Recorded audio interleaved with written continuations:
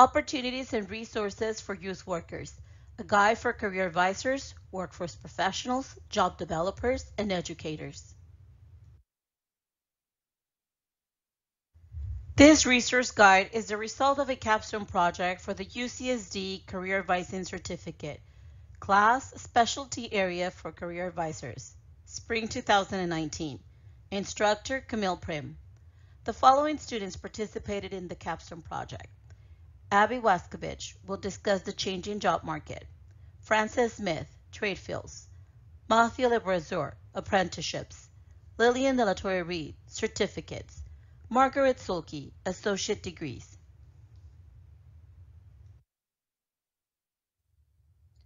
Who are our youth workers? According to the Bureau of Labor Statistics, last July 2018, there were 20.9 million youth workers employed between the ages of 16 to 24. According to the American Community Survey, the national average of teen employment rate is 29%.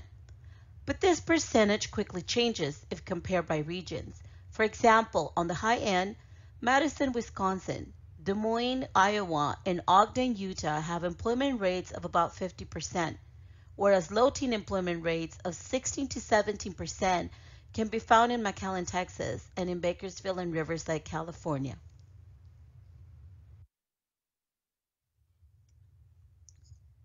With these statistics in mind, the purpose of the project is to discuss how the changing job market provides new employment opportunities for this population by following career pathways that will lead them to obtain an associate degree, a certificate, or obtain the required skills by participating in an apprenticeship program or learning a new trade.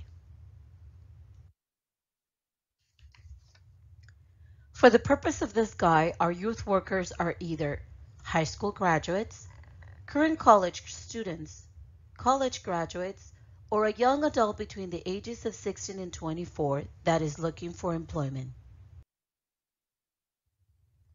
This presentation covers the changing job market, different trade fields, apprenticeship programs, certificates, and associate degrees. Our goal is that the resources we present will provide the career counselor with job market data and ways to help youth workers make a career choice, which in turn will help the youth worker better navigate the changing job market and as a result increase their employability.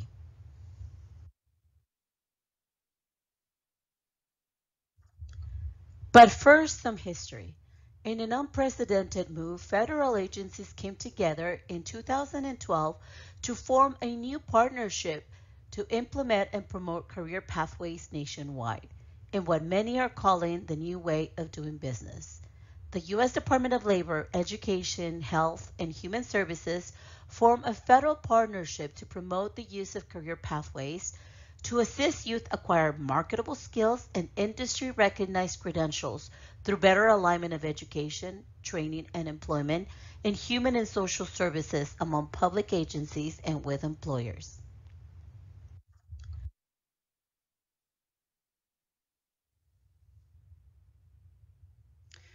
Research had indicated that employers and industry leaders mostly complained that far too many adults lacked the skills or credentials required for in-demand jobs.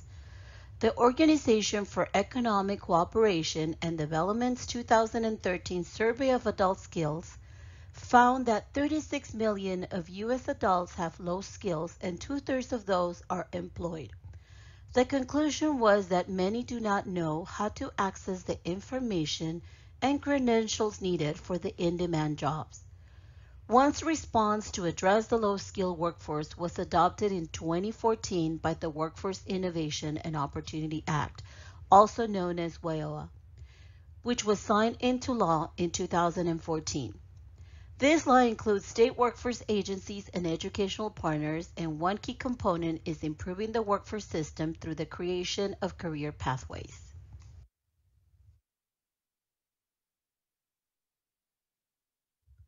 The response nationwide was to promote secondary and post-secondary options, including apprenticeship programs, certificates, training and retraining for specific occupations or occupational clusters and trades.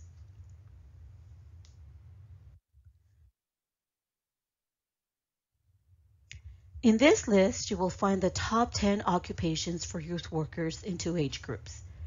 As you can see, jobs as cashiers and those in restaurants continue to be the top occupations for youth workers. But the job market is changing, which brings opportunities to our target population with the growth of certain industries and also in certain in-demand jobs.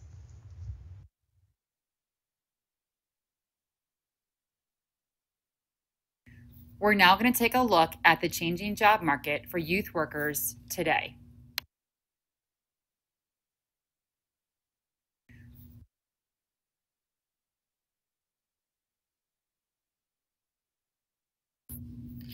Let's begin by looking at the different generations and their path to economic and career success.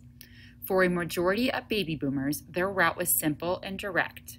Graduate from high school and find a blue-collar job or clerical role that provided stable employment and paid good wages. For the Gen Xers and Millennials or Gen Y, the road to success was a 4-year college degree. For today's students, Gen Z, that predictable, reliable sequence no longer holds true. The economy has changed. College has changed and career opportunities have changed. It's time to wake up to the new economy.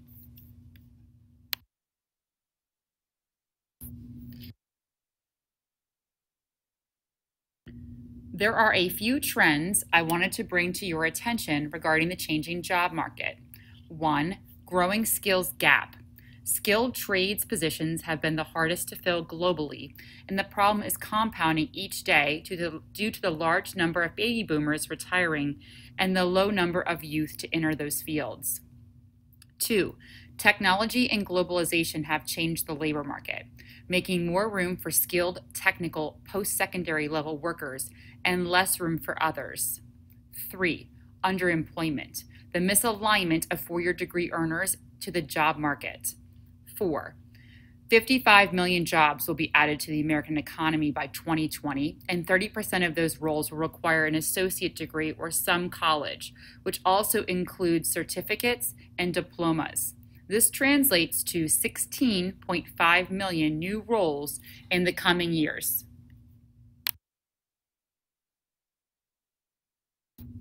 Let's begin by looking at the skills gap in U.S. manufacturing.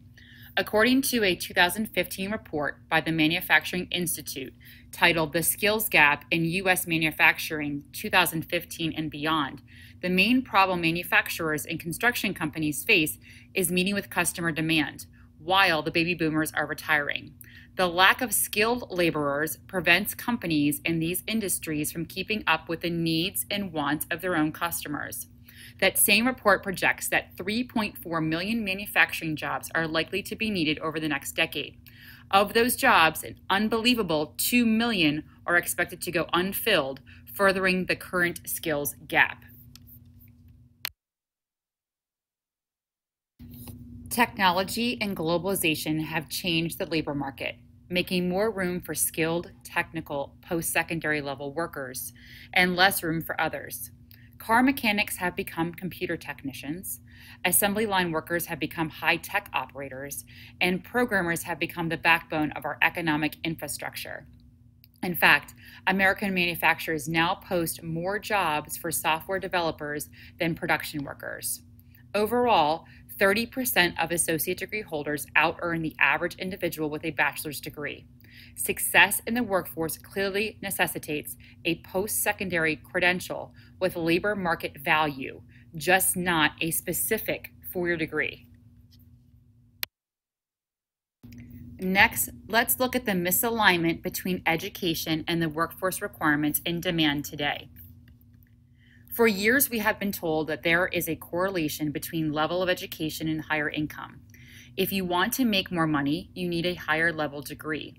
The truth is, the current economic workforce requirements don't support this premise. The education for all philosophy is underlying the misalignment between job requirements and the workforce capabilities.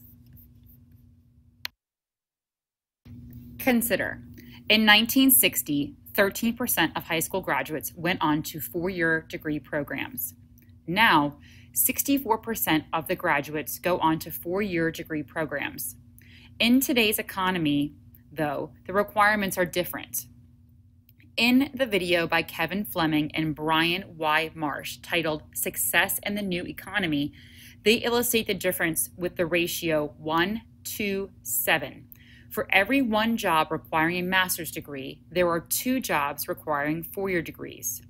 Most significant, there are 7 jobs requiring 1-year certificate or 2-year associate degrees. The misalignment is clear. If 64% of high school grads go on to 4-year degree programs, yet 7 of 10 jobs require more focused training, you can see why so many employers have openings going unfilled. Today's college graduates are finding themselves underemployed. They need jobs, if for no other reason than to pay off the erroneous debt they've incurred getting that 4-year college degree. They work in jobs that usually do not leverage their skills and training. The new employees are frustrated that they cannot find work to match their newly acquired skills. And on the other hand, employers are struggling to find employees to fill jobs in the growing industries like technology, skilled trades, and healthcare. Economic development agencies have been responding of late with an increased emphasis on community colleges, apprenticeships, and career technical schools. These programs are more focused in their curriculum, aligning the education with the education need. In 2013, Georgetown University's Center on Education and the Workforce estimated that 55 million jobs would be added to the American economy by 2020. And 30% of those roles would require an associate degree or some college. Workers with these types of qualifications, which also include certificates and diplomas, will be competitive for 16.5 million new roles in the coming years.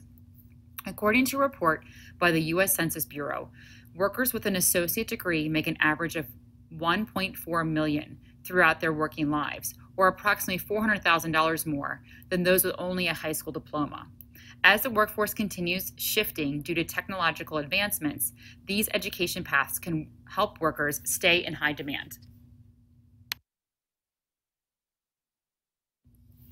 As we work with youth workers in our jobs, it's important to keep in mind that the chances of a high school graduate reaching the middle class without any additional education or training are near zero. We have to move past the vision of college as an 18-year-old full-time bachelor's degree seeking student. 40% of all students enrolled in post-secondary education do so at a 2-year college, and that number continues to rise.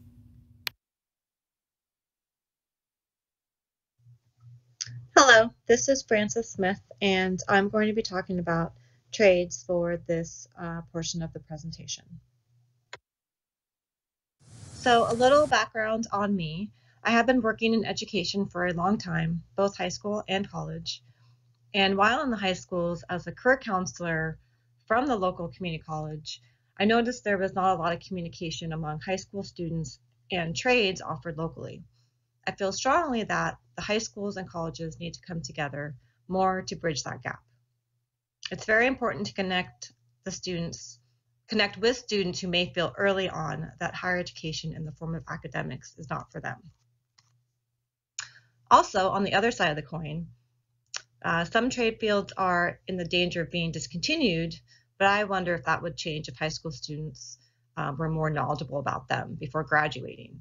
Also, it helps to learn about the new subjects of trades in the safety zone of their high school campus, from their high school counselor or a counselor from the community college that's at their high school, as opposed to meeting with a counselor at the college and maybe being by themselves and intimidated. They may not know what questions to ask. I've had that experience where I've counseled new high school students, and they come without their parents, and I'll tell them about certain trades, and they'll, look at me like they're just not really sure that that's the way to go. So it would be nice to change that. So a couple ideas I had to try to incorporate more involvement among high schools and their local community colleges in the trade fields, because again, I feel like there's not a lot of communication about the trades fields to our young students. And I've had this proposal for a long time to maybe bring in CTE, or also known as Career Technical Education departments, from the local community colleges, or approved trade schools. And I say approved trade schools, meaning we want to be careful not to have any for-profit predatory trade schools come in, but approved trade schools to the high schools, possibly a community college counselor from the local community colleges, and even guest speakers from, around the county that work in the industry.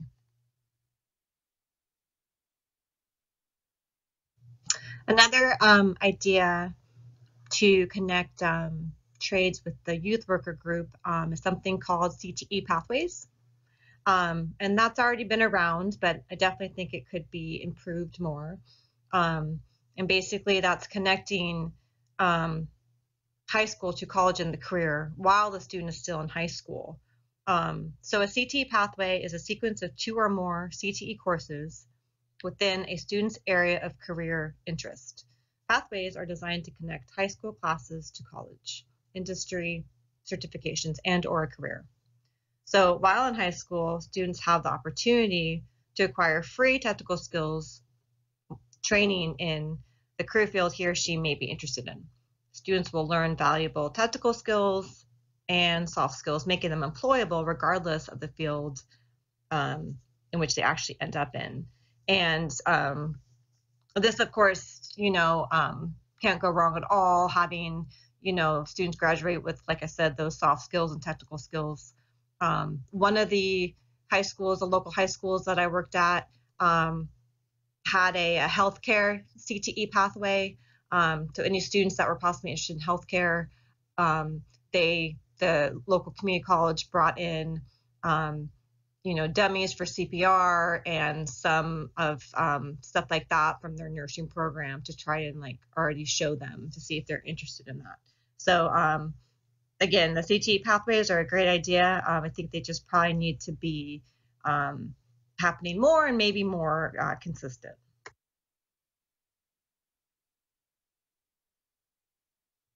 So what is a trade? The definition of a trade: a tradesman, tradeswoman, tradesperson, skilled tradesman, skilled tradeswoman, skilled tradesperson, or tradie, refers to a worker who specializes in a particular occupation that requires work experience, on-the-job training, and often formal vocational education, but not a bachelor's degree.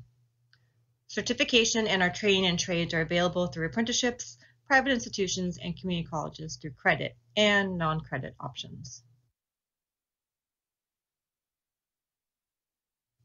So for the purpose of this presentation, I've selected some examples of trades, mostly trades that I know are available at the local community colleges where I live in San Diego. And also from my experience as a community college counselor, I know that these are there's on-the-job training and a certificate options, so they don't require a bachelor's degree. And also most of them, although an associate's degree option is available, it's not required. A student can get a job with these trades. So I'm going to go over drafting technology, a drafting/engineering technician, advanced manufacturing, diesel technology, automotive technology, welding, emergency medical education, which includes EMT, firefighters and paramedics, HVAC technician, water technology, and construction inspection. Drafting technology. Drafters use software to convert the designs of engineers and architects into technical drawings. Most workers specialize in architectural, civil, electrical, or mechanical drafting that use technical drawings to help design everything from microchips to skyscrapers. The typical software used includes AutoCAD, Mastercam, SolidWorks, and 3D Studio Max. This is available at most community colleges as a certificate or associate's degree option. So the certificate would just be taking classes, basically on-the-job training for those software systems I listed above. A story that I have is a personal friend of mine who's an engineer in San Diego, has been an engineer for many, many years. He got his degree in mechanical engineering. He's got his MBA, so he's a supervisor. He's very high up. He came to me a couple months ago asking me if I knew a community college in San Diego that offered SolidWorks, and I assumed it was for, one of his employees. Turns out it actually was for him. He, even though he got his bachelor's in engineering and has been working in the field for a long time, as he said, SolidWorks is a skill, it's a software skill, and there are jobs available in it. And he himself wanted to learn it. So that's such a piece of valuable advice that I tell students all the time. Here's someone from the industry, a very successful person, that's saying that there's jobs available in SolidWorks. That's 1 to 2 classes at the community college, and straight from the source that there are jobs available. So I talk about that story all the time, but really that's what this is all about, is connecting trade to the industry to help our students be successful.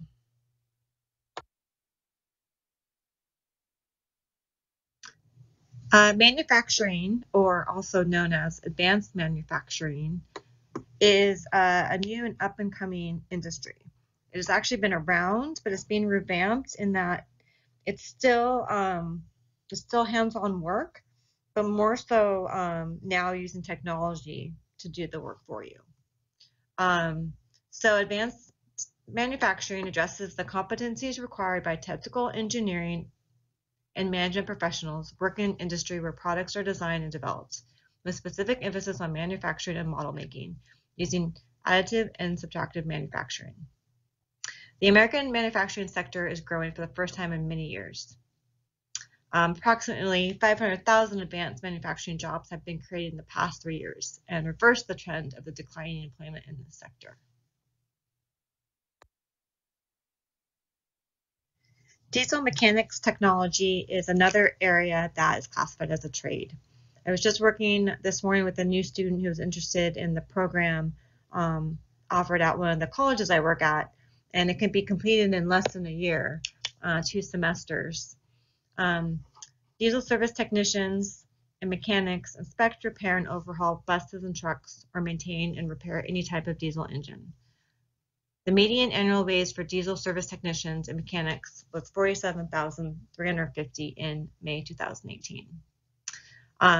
Here's some sample of reported job titles. And again, this is a very, quick, easy way to do a trade that is going to be very useful.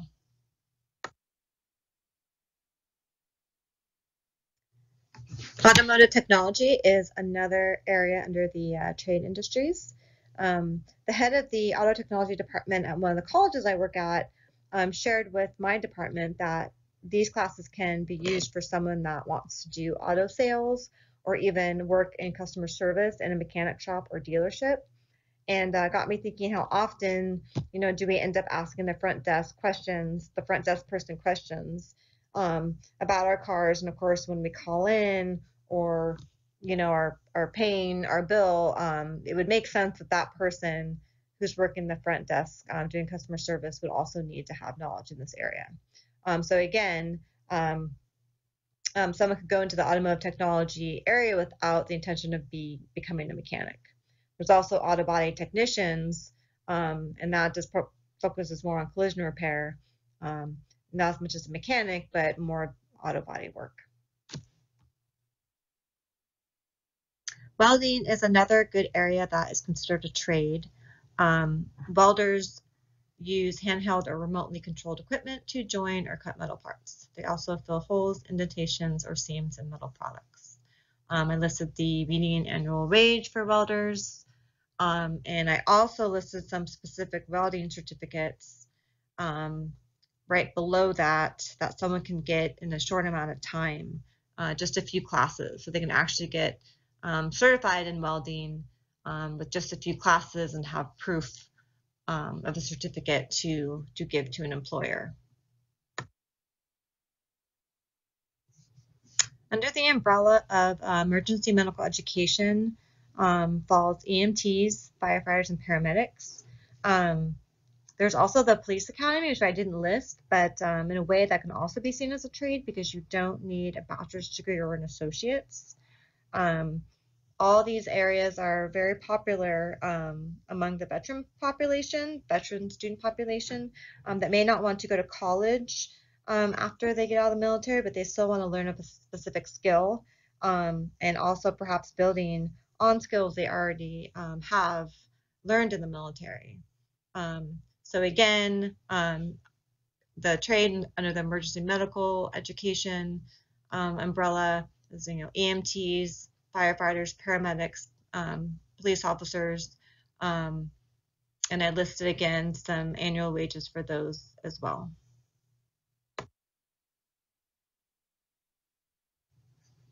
The HVAC field, which stands for heating, ventilation, air conditioning, and refrigeration. This program was actually discontinued at one of the colleges I work at, but it is being brought back this next year. So maybe there is more of an increased need in this area. I mean, we definitely all like our air conditioning and heating devices, so I can see why HVAC technicians would be needed. Again, so HVAC technicians work on heating, ventilation, cooling, and refrigeration systems that control the temperature and air quality in buildings. They install, service, or repair heating and air conditioning systems in residences or commercial establishments. Water technology includes both water and wastewater programs. Often are taught concurrently, so you can be knowledgeable in both areas. Water and wastewater treatment plant and system operators manage a system of machines, often through the use of control boards to transfer or treat water or wastewater. Statistics I got from the careered.org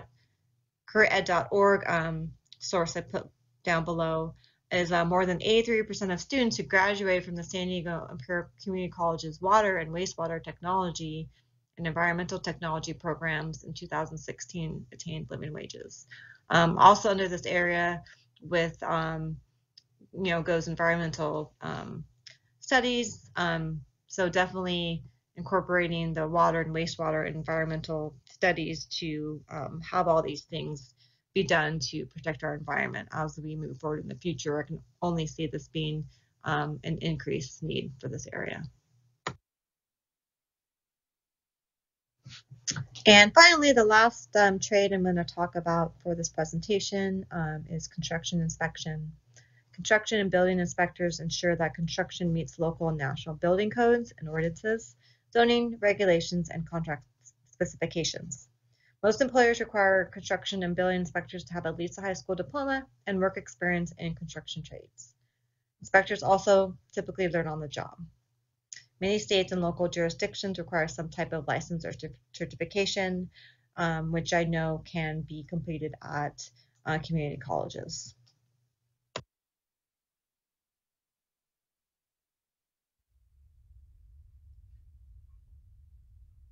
Apprenticeships are a somewhat less common path into the career and job market.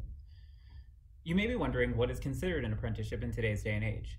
And while many definitions exist, they all usually agree on a few things. Apprenticeships involve hands-on training and are typically paid.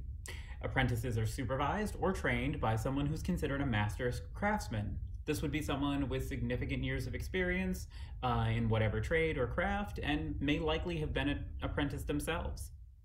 The apprenticeship is designed to train the next generation of workers in that role.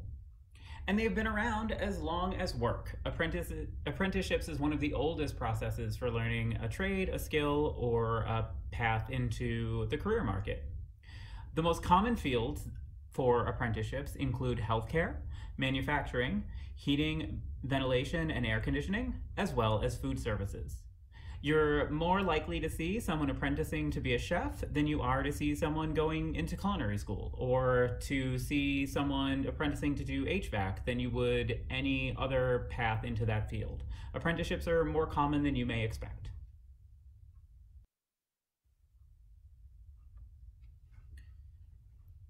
Apprenticeships have been growing in popularity since the mid-1990s, when there was a surge in apprenticeship programs across the states.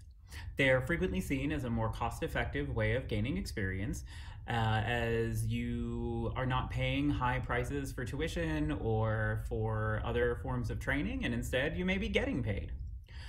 They can be completed either pre or in place of higher education, and many programs are connected with trade schools, which offer a degree at the end of the apprenticeship.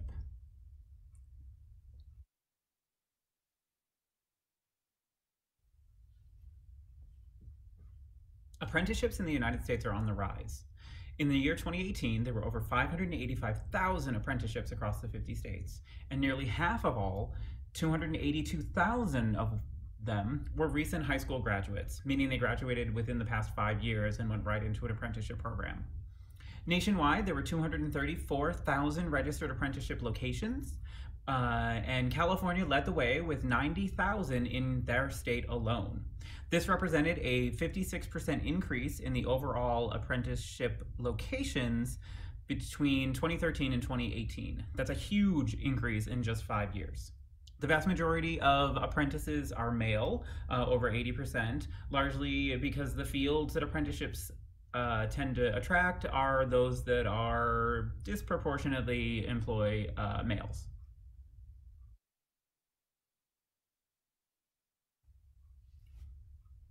As career advisors, it's important for us to know what fields attract more apprenticeships than other routes to the profession. For the top 5 apprenticeship fields, electrician, carpenter, construction craft laborer, plumber, and truck driver, you are far more likely to be successful in the career if you choose an apprenticeship. Those 5 fields represent the highest number of overall apprenticeships, as well as the overall number of apprenticeship graduates. When working with clients, it's important to remember that apprenticeships need to be registered with the Department of Labor and/or state and local government. When working with a client and directing them to different sites and applications, we should do our due diligence and ensure that where we're sending them is someplace that's already registered or is in the process of becoming registered. This becomes important for the credentials that the clients may need at the end of their apprenticeship.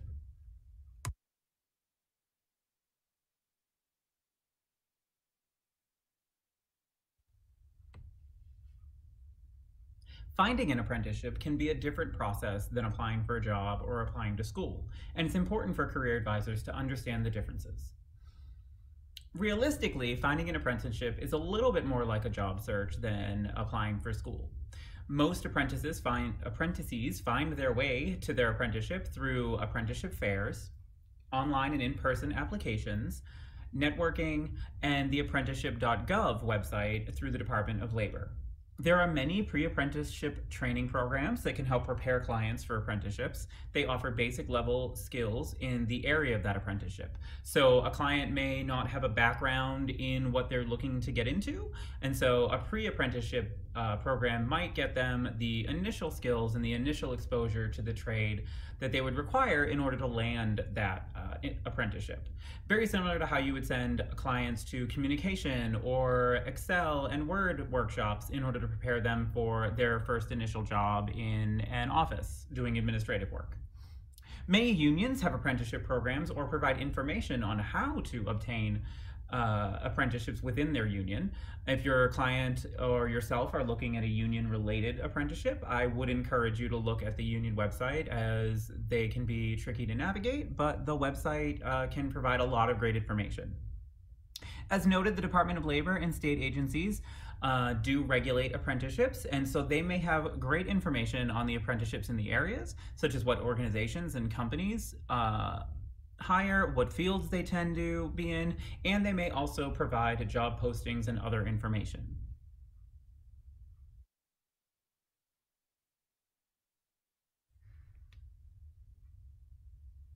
It's important to prepare our clients for the difference between an apprenticeship and a traditional job. The apprenticeship experience is much more hands-on and interpersonal than traditional work or school. Apprenticeships tend to develop strong relationships between the apprentice and the mentor or the coach. They can take on much more mentorship-like roles and coaching roles, and you're going to be working hands-on or very closely with the mentor or the coach or the master craftsman for several years. So it's important to prepare your clients to understand those differences and to get them ready to score the apprenticeship based off of their interview. These combination of supervisor and trainer is closer than many youth may be used to from the part-time work or even from school. So it's important to prepare them for the differences there and get them to understand that all of their interpersonal communication and interactions with their mentor are going to be part of that apprenticeship. In an interview, they must be able to demonstrate a dedication to learn, to grow, and to the interpersonal skills they need to have in order to succeed. The mentorship relationship is obviously going to be something based on growth, but it's good for our clients to be prepared for that kind of relationship before they go into the interview.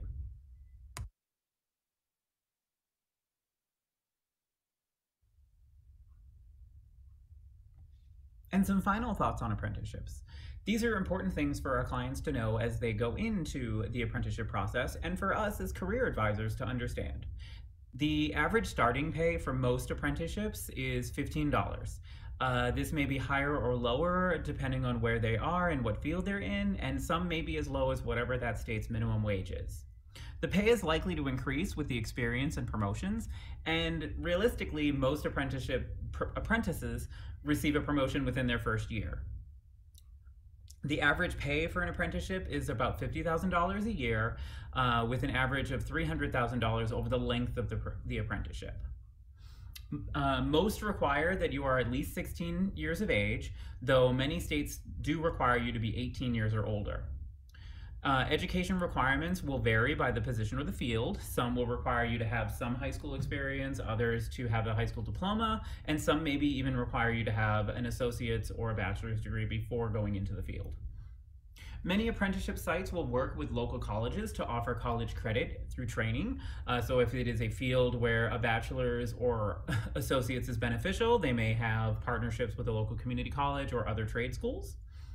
And apprenticeships themselves will range in length from 2 to 6 years. At the end of their apprenticeship, if their apprenticeship was regulated and cleared through the Department of Labor, as noted, they'll receive a nationally recognized certificate to show that they completed their apprenticeship and that they have the skills associated with that field. Apprenticeships are an uncommon path, but they're a great opportunity for a lot of our young clients, and so I hope you'll think about them as a path for your clients.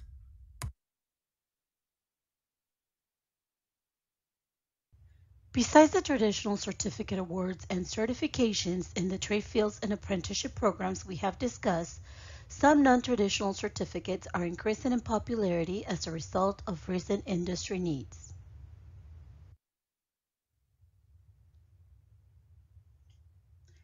To define a certificate, we looked at the National Center for Educational Statistics, which describes it as a formal award certifying the satisfactory completion of a post-secondary education program. In California and in every state, the definition may vary depending on the units required. Per Title V of the California Educational Code, Certificate of Achievement is defined as any credit certificate that may appear by name on a student transcript, diploma, or completion award and which requires 18 or more semester units or 27 or more quarter units. Just as the apprenticeship program, certificates are offered in two types, the ones that take between 1 to 2 years to complete and the short-term ones that can take anywhere from 6 to 8 months.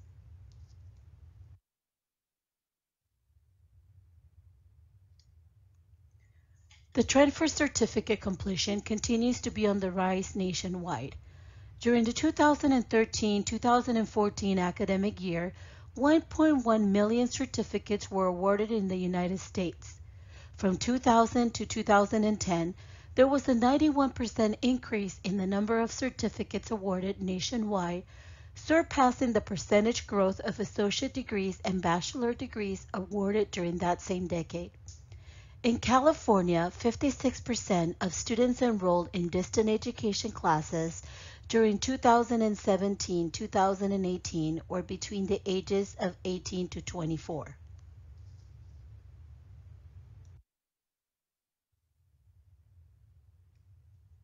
California provides a perfect example of the rise of certificate awards and the opportunities that are available for youth workers who choose this type of training and education. But why are they so attractive? California Community Colleges is the largest system of higher education in the U.S., serving over 2.6 million students on 150 campuses, including the newly created online community college. 1 out of every 4 Californians ages 18 to 24 are currently enrolled in a community college. As career advisors, it is important to know these statistics as the youth workers have a unique opportunity to gain new skills and increase their employability if they choose this career path. 106,000 certificates were awarded in California at the community colleges during 2015-2016.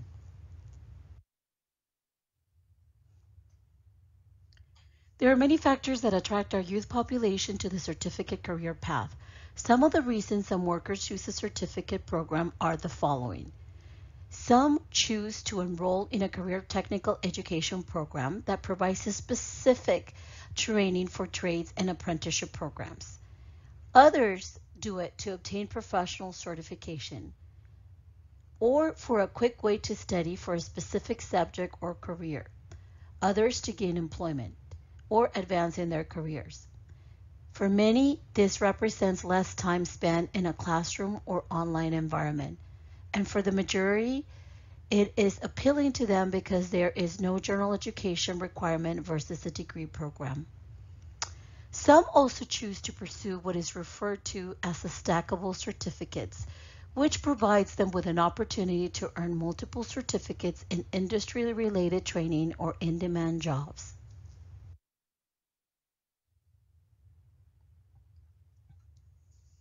One example of a stackable certificate is offered by Google. The search engine giant had jobs in IT that were not filled fast enough. Their response was to launch in January 2018 in association with colleges and universities nationwide, as well as with the online educational company Coursera, the Google IT Support Professional Certificate. Currently, there are 215,000 unfilled IT support jobs across the U.S. The median wage for computer usage support specialists is $50,980. This certificate prepares workers for entry-level jobs in IT support in 8 months. Google's marketing material emphasizes that no experience is necessary. Upon completion of the certificate program, Google assists in the job search process by offering graduates to share their information with top employers hiring for IT support in companies like Bank of America, H&R Block, Sprint, the Home Depot, and many, many more. Google also offers other stackable certificates.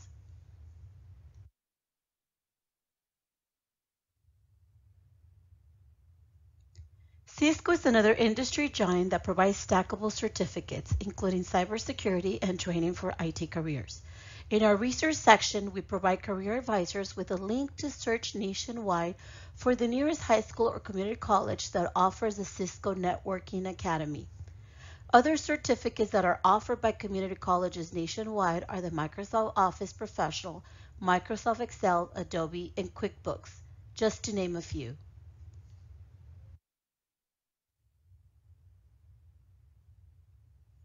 How do we start the conversation with our youth workers? Some of the questions we can ask our clients in this age group as we help them prepare their action plan to obtain employment or pursue a career are, why are you interested in the certificate program? Does he or she know the differences between certificates and certifications? How long will it take to obtain the certificate or certificates if discussing stackable certificates? Have your client do the research about the job market, salary, and growth of the industry they want to work in or are already working in to provide them with the specifics before they enroll in a certificate program.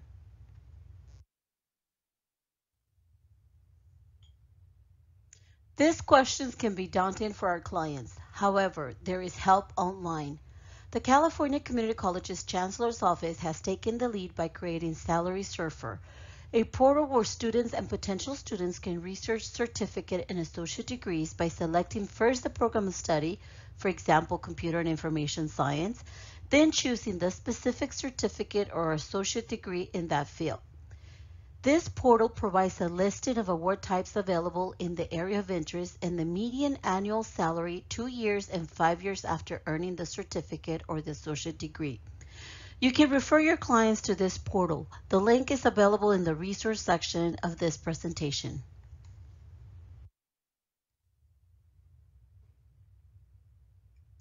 To assist your clients further, Salary Surfer not only provides our youth workers with information on what certificates and associate degrees are available statewide in California, but breaks it down into what colleges offer what programs. It is kind of a one-stop shop for researching certificate programs offered by the California Community Colleges. We will now discuss our next topic in career path, associate degrees. About 15% of all young people, or 4.7 million individuals, fall into the category of disconnected or opportunity youth, meaning they aren't in school and don't have a job. Half of this not working, not in school group has a high school diploma, and nearly 20% has taken some college courses but did not earn a degree. Those with only a high school diploma have higher unemployment rates and lower earnings than their counterparts with more education.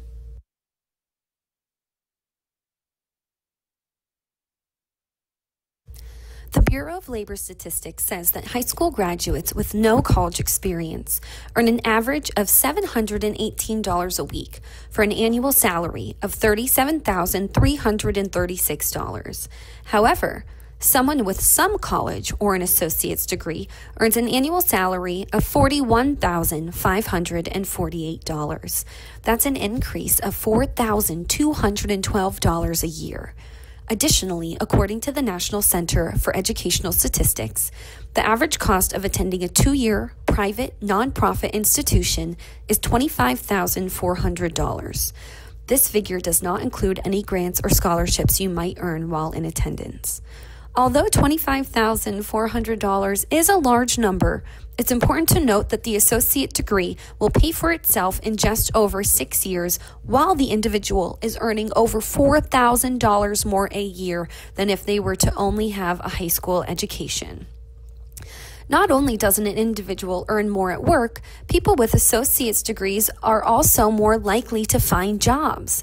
The unemployment rate in 2001 was more than 30% lower for associate degree holders compared with high school graduates. And according to several academic studies, advantages in the job market might be even greater for those just starting their careers and for those who work in a career related to their degree.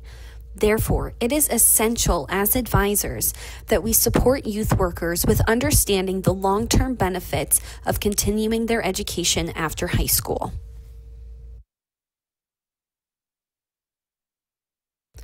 Pursuing education through a 2-year program is a fast and more affordable route, especially for non-traditional students. The hallmark of associate degrees is flexibility, both in what to study and how to study it. Degrees are available from public community colleges, private 2-year colleges, for-profit technical institutes, and many 4-year colleges and universities. Taking classes from home is more common in associate degree programs than any other type of educational credentials program, with more than 9% of associate degree students using distance learning in 1998, according to the U.S. Department of Education. To help students navigate career opportunities, we have utilized data from the Bureau of Labor Statistics to identify these 11 occupations that pay workers more than $55,000 a year and require only an associate's degree. It turns out that certain jobs, like those in the healthcare industry, are growing at a rapid pace. According to the Bureau of Labor Statistics, the average rate of job growth in the United States is 7%. As you can see, each of the jobs on this list will grow faster than 7%. Some will even grow 3 or 4 times that rate. These in-demand jobs are also well-paying as employers compete for workers. To review, associate degree holders earn, on average, an annual salary of $41,548. Again, as you can see, all of the jobs on this list earn thousands more than the reported average annual salary. In fact, one of these occupations pays almost double that wage. In summary, we have the opportunity as advisors to help our clients who are either considering an associate's degree or are a recent graduate and now an associate degree holder to navigate the opportunities that are now available to them with this higher level of education. As this list indicates, an individual does not need a 4-year degree in order to pursue a career with high salary benefits and rapid job growth rate to ensure job availability and career stability in their future.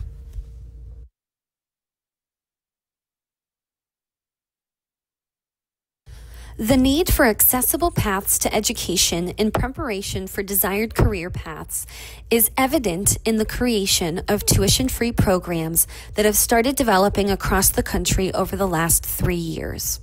The movement gained momentum after President Barack Obama's State of the Union address in 2015. In that speech, Obama said, "Tennessee, a state with Republican leadership, and Chicago, a city with Democratic leadership, are showing that free community college is possible. I want to spread that idea all across America so that 2 years of college becomes as free and universal in America as high school is today." At the time, the Tennessee Promise Scholarship was one of 2 last dollar programs at the state level. A last dollar scholarship program means the money covers remaining tuition only after federal and state grant money is applied. Since 2015, a number of states have enacted legislation for a Promise program. These states include New York, Maryland, Hawaii, Oregon, Rhode Island, Montana, Minnesota, Kentucky, Arkansas, and Nevada. Many of these programs bear similar hallmarks of offering a last dollar grant program that primarily assists recent high school graduates at 2-year colleges. To qualify for these tuition-free programs, in-state students must usually apply to the state's tuition-free scholarship program and submit a free application for federal student aid, otherwise known as a FAFSA. The map shown here indicates the 17 states with statewide programs that offer 2 years of tuition-free community college to high school graduates, among other eligibility requirements.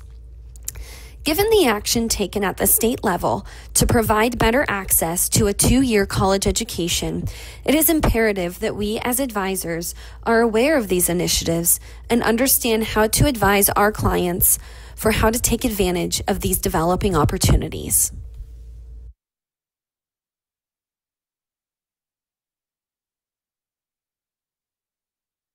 To help both advisors and students navigate the support available with utilizing their associate's degree education to jumpstart their career, we have included the following resource recommendations. The first resource comes from NerdWallet. This is a great guide for identifying the tuition-free 2-year college programs previously discussed. This resource helps identify opportunities available per state, as well as the eligibility requirements and application process for each tuition-free program. The second resource is ONET Online. ONET Online is a wonderful tool for career exploration and job analysis. This will be a great resource to help both advisors and students identify expected job growth and salary for occupations within their state or the state which they plan to start their career upon graduation. The third resource comes from CNBC and their branch called Make It. CNBC Make It is an awesome resource to help you get smarter about how you earn, save, and spend your money. With a focus on success, money, work, and life, this site provides information and inspiration to navigate your big financial firsts, from landing your dream job to starting a business, to investing in your future and leading a rich life. I personally use this site, and my favorite aspect is the daily email I receive, which includes articles that are connected to CNBC's unprecedented access to the most successful people in business. Their authoritative yet conversational content will inspire you, guide you, and help you make it on your path in life. The fourth resource is Balance Careers. Balance Careers has a very useful job hunting guide specifically to help students find part-time work, internships, and their first job as a college graduate. The fifth resource is an additional job search resource coming from Top Resume. Top Resume's job search resources are specifically designed to address the needs of recent college graduates. Their recommendations include national job search engines and in-person networking opportunities.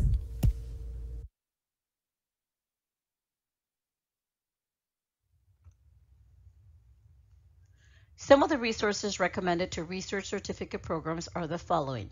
Salary Surfer is a portal created by the California Chancellor's Office of the California Community Colleges that provides potential earnings after obtaining an award in a specific program study. It includes wages for associate degrees and certificate programs. The website for Google IT Support Professional Certificate offers information by the courses offered at both at community colleges and universities nationwide. The virtual campus is a list of certificate programs and associate degrees that can be earned 100% online in California.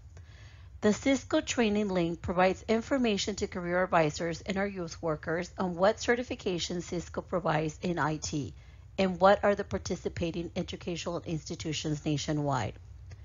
The Cisco Network Academy provides information via a locator by entering your city or zip code to find out what high schools and community colleges in your area are providing the Cisco Networking Academy to promote careers in IT.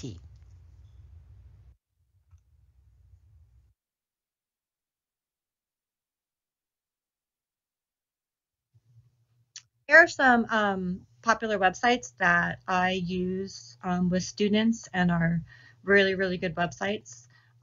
Salary Surfer, ONET, BLS.gov, and then careered.org, which is a San Diego specific website on trades.